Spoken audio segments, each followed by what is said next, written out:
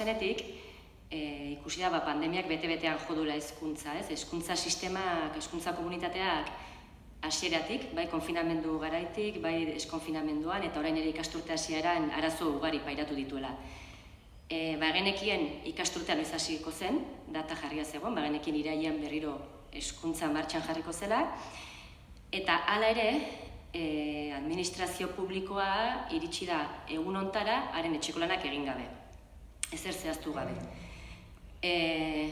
Badakigu ere, hezkuntzak dauzkala, hezkuntza saiak, Eusko Jaurlaritzako hezkuntza saia dauzkala hezkuntzaren eskumen gehienak. Baina ezin dugu ahaztu, udalek ere eskumen asko dituztela hezkuntzan. Eta batez ere, eta zehazki, eta udal honek dauzkan eskumenak direla ikastetxeak egokitzea, saien segurtasuna eta mantenua egitea. 6 hilabete eskolak itxi zirenetik, martxotik, berriro ikasturte hasi irailean, eta 6 hilabete hauetan ikusi dugu hezkuntza saila bezala Donostiako udal gobernuak, Eneko Goiaren gobernuak, ez duela ezer egin Donostiako ikastetxeei eta hezkuntza komunitateei laguntzeko. Garrantzitsuena eta guretzat larriena, ez du komunikazio eta interlokuzio zuzen bat izan ikastetxe hauekin martxotik hona. Ez dituzte beraien beharrak entzun. Ez ze behar duten, ez da zein egoeretan dauden.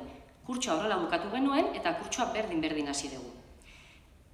Konfinamendu garaian, EH Bildutik hainbat proposamen egin genituen udal gobernuari hezkuntza komunitatearekin lan egiteko eta hezkuntzak zeuzkan beharrak asetzeko, eta era berean ikastetxeekin harreman ugari egin genituen haien beharrak zuzenean ezagutu ahal izateko.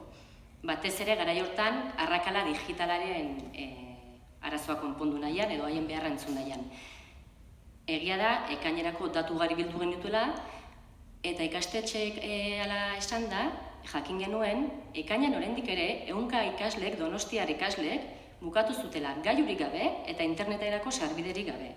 Datu horiek plazaratu genituen ekaineko udal batzan, udal gobernuari helarazi genizkion, eta ere ez zuen ezer egin. Beti hezkuntza sailaren eskumenan uzten du ardura guztia.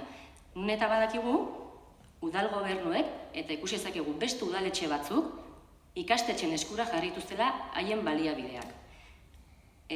Datuak ziren 100 haur, eta datuiek ere baditugu beharko bazen dituzte.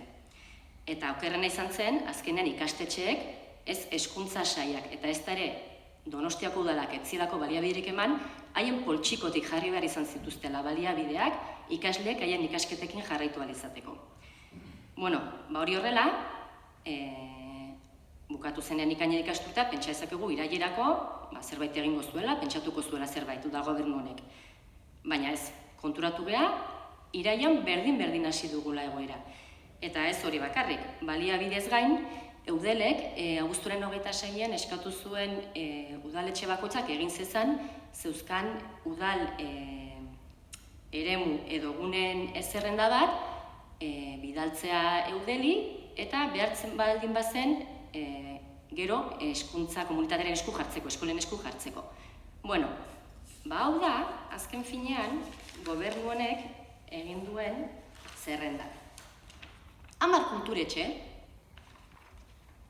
3 frontoi, eta dira beste 7 kiroldegi. Zerrenda simple hau baino ez du egin. Zerrenda hau edozeinek egin dezake Donostiko kulturetxe eta kiroldegiak hartuta. Larriena da zerrenda hau bera bakarrik egin duela eta auzoetako eta eskoletako beharrak kontuan hartu gabe.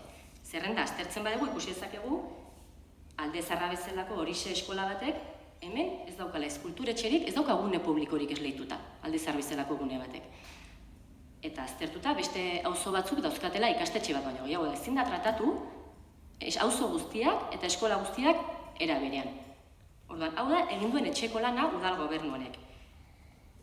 Orduan, gu salatu nahi dugu egin duena, badaudelako hainbat baliabide udal gobernu honek jarri ditzakena hezkuntzaren esku, hezkuntzaren beharrak entzun da. Horregatik, berriro EH Bildu ekarpen positibo eta aktibo bat eginez, banatu dugu galdetegi bat Donostiako eskola guztien artean, azkenean haien beharrak entzuteko, zer behar duten jakiteko, eta ere udal gobernu honek egin ez duena jakiteko. Eta hainbat gairi buruz galdetu diogu, bai espazioak, zeren ikusi dezakegu azkenean espazio hauek direla itxiak, baina badaude espazio publiko irikiak ere, behar bada hezkuntzaren eta eskolen esku jarri daitezkenak. Orduan, ea eskolekin harremanetan jarri den beraien gune inguruko, gune publikoi buruzko zerrenda osatzeko, ea gune hauek beraien eskura jarri ditun, ea akaso iritsiko balitz aukera behar izatea, eskolaren batek behar izatea gune publiko hauetako bat erabiltzeko, badoka protokolo bat, nola implementatuko du? Ze baliabide ditu pertsona aldetik, material aldetik, finantziazio aldetik, eskolek ere ez dakite horren berri, nola egin behar duten. Arrakala digitala, bukatu genuen ekaina, 100 ikasleekin, inongo baliabiderik gabe. Badaki orain zein egoeran daukan, egin du interlokuzio bat ez bakarrik eskolekin. Eusko Jaurlaritzako hezkuntza sailekin jakiteko zenbat baliabide emango dizkion Donostiri, beraz zenbat geldituko lirateken baliabiderik gabe, ez da ere. Edo mugikortasun aldetik, badakigu COVID-aren inguruan, nola datuen mugikortasuna gure hirian, eta oinezko eta bizikletakoentzat edo bizikletaz joateko eskolara, ea jarri dituen bestelako baliabiderik edo azpiegiturarik. Eta azkenan garbiketa eta desinfektatzeko neurri osagarri dagokienez. Badakigu, handitu egin dutela garbitzeko ordutegia da, esleitu izkietela ordu batzuk, baina benetan eskolen beharra entzun da edo haiek erabakita.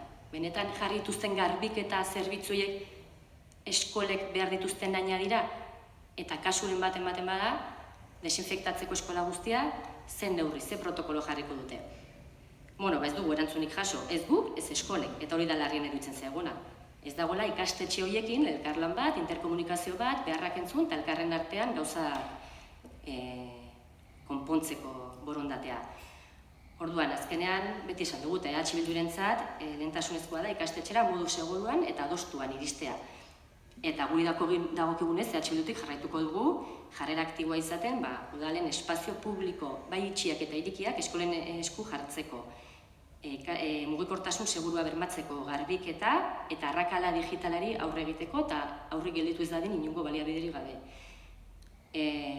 Orduan hori, uste udal gobernunek jada ordua baduela, pasaira 6 hilabete, garaia dela ikastetxeekin lan hori egiteko, hezkuntza komunitateekin lan egiteko, eta hori salatzeko eta eskatzeko mozio bat sartuko dugu iraileko udal batzan, eta espero izagun udal gobernunek arreta eta kasu egitea eta behingoz elkarlanen aritzea komunitatearekin.